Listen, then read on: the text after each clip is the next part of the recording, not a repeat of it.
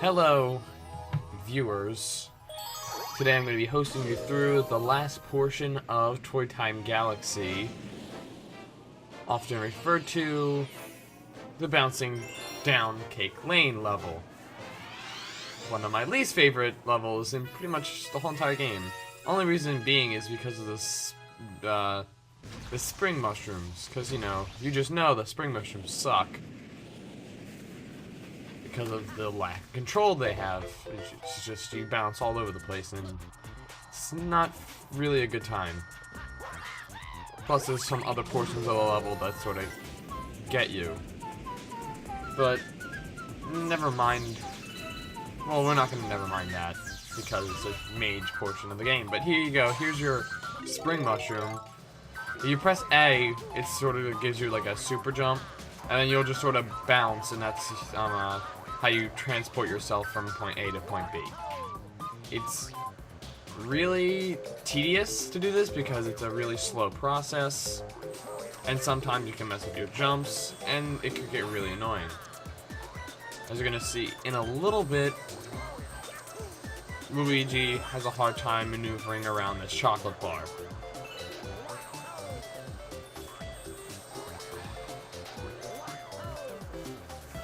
I like how you'll see how I cut because I can't accept incompetence in my videos. But I like how this is the Toy Time Galaxy and there's no toys. It's just desserts.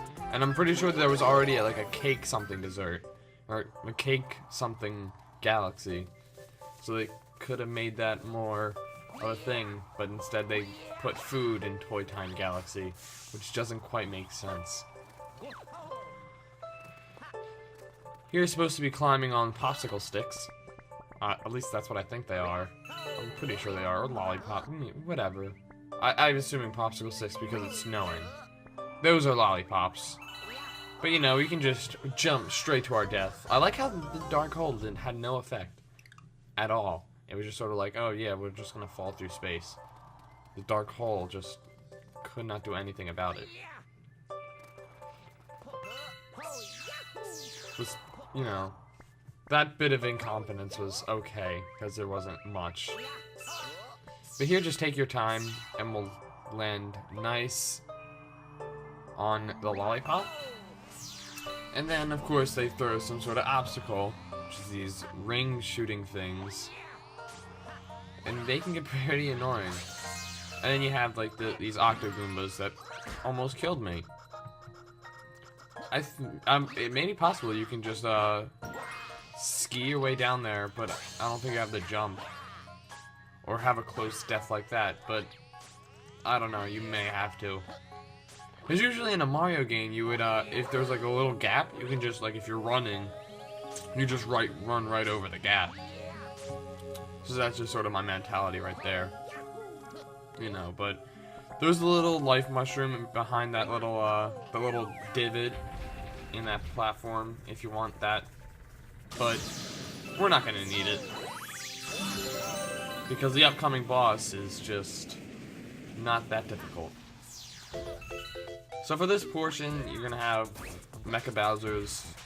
Those are the only toy related thing in this level. Because everything else is cake and birthday related. You got spoons everywhere too. And I know the handles are that big just for the sake of them being platforms, but come on, spoons do not have that big handles, unless they're like play spoons for kids. But maybe that's why, because those are toys and this is Toy Time Galaxy. But whatever. So, blow out the candles and you'll make the star appear. It's nothing too elaborate for our minds to comprehend. But here we have the boss. And he's sort of like... We had our fair share of these gopher in cannon things a little bit before. I think there was like a one that shoot water. Or maybe one that fired fire at you. But I can't be too sure. But here you're gonna have to use the spring mushroom to hop all the way up to his little mountain, his little tower. from which he's shooting you at, and you're just gonna have the ground pound on the cockpit. Pretty simple, and there's not much to discuss about this boss other than that. I mean, you have little fire floods, if you want to call them that. They're shooting fire, but like I said, it's really easy. And even when I get up here, I mean, like, I get electrocuted and I lose the spring mushroom, but that's about it. And then I can still come up here and ground pound them. So, a pretty simple boss. There's nothing more to it.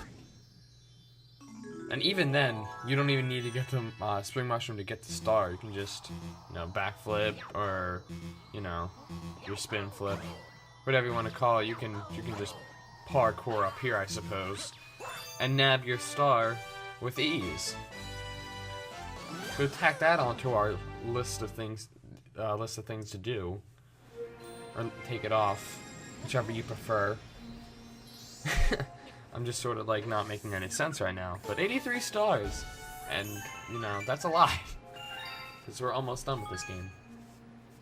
But no, savings for wussies, and we're just gonna have to go on to the, oh look at that, we got everything in this little observatory, so it's time we move on to the boss section.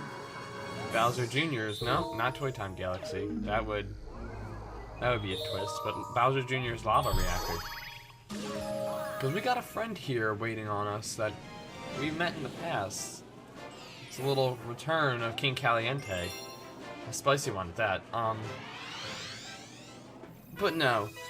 You're gonna see in a little bit that I did cut because I was having a little difficulties with bullet bills.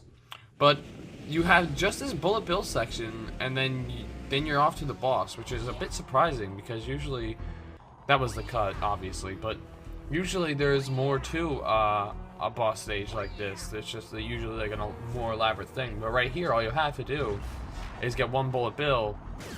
Well, of course you have obstacles like Goombas and other like coin contraptions that the bullet bill might want to pop open. But other than that, all you have to do is just bring that bullet bill all the way over here, break open where the star is being contained, and you're on your merry way to the boss, which is a bit surprising. Like I said, because, you know, usually there's more to a boss, but no, you're pretty much already here. You just gotta make your way down this little section, fight a couple of these bosses, or these mini bosses even. Maybe not even mini bosses, because they take just one hit. But you know, after that, okay, so maybe that was a bit exaggerating, but still, like right now we're at the boss, so. Okay, maybe I exaggerated that a little bit. There's one more portion of the level you deal with before you actually fight King Caliente. But Bowser Jr. is gonna mock us and tell us that he has some ultimate weapon, King Caliente.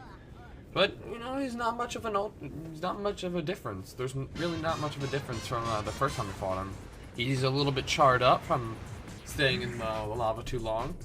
But, you know, it's not like he has, like, double the health or anything.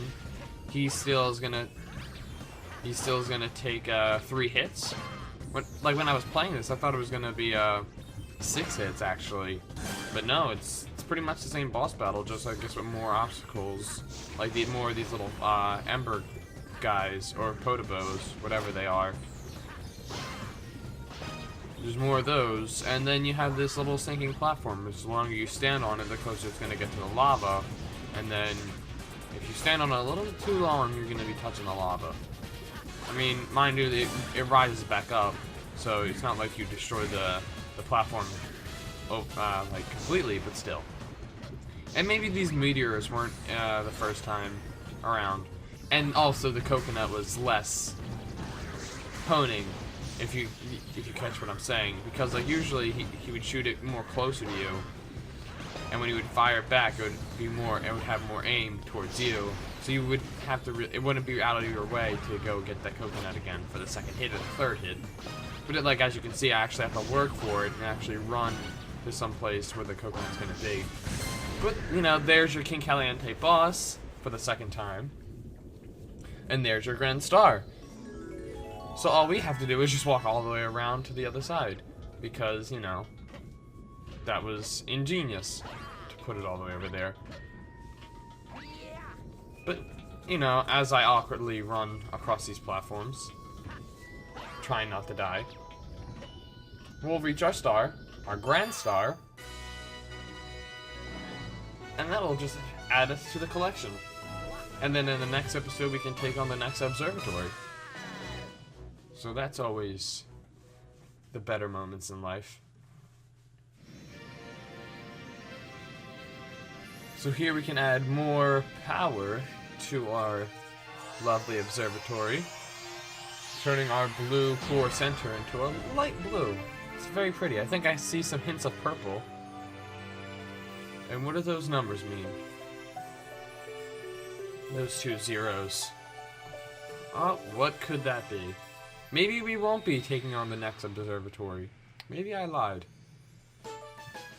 But now we have 84 stars, completed a galaxy, and then an addition of 3 coins to our high score. But yep, a new observatory is open with 4 new galaxies, I apologize. We're going to save our game because this is the end of the episode, so stay tuned for the next episodes to come. Thank you for watching.